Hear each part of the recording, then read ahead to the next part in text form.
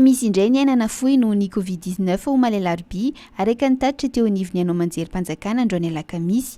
Omaly tsy afaka omaly ihany koa dia tsy nisy ny olona maty noho ny Covid-19. Mijanona 7,700 araka izany ny isan'ny olona maty vokatry ny Covid-19 hatramin'ny antombohan'ny valanaretina teto Madagasikara. Olona 4 kosa no voambara amin'ny fomba ofisialy fa mitondra ny tsimikaretina coronavirus atao anatin'ny fitiliana 4,700 sy 500 natao. Olona 12 kosa no voalaza fa sitrana.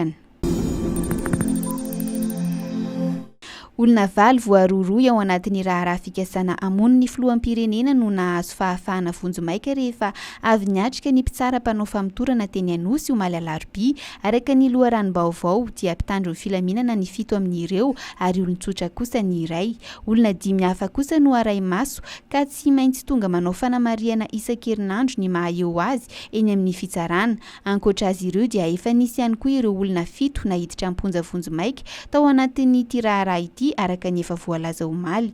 3 amin'ireo no voatazona antsiafa, ny 2 nalefa tany Mertsiatosika ary ny 2 farany dia tokony ho nalefa any Manjakandriana. Andro taorian'ny fisokafan'ny fitsarana miaramila dia efa mahatratra 2 sy 1 alina ny isan'ireo tanora tonga teny Betongolona natanteraka izany fitsarana izany araka ny loharano Vaovao eo anivon'ny ministeran'ny fiarovam-pirenena.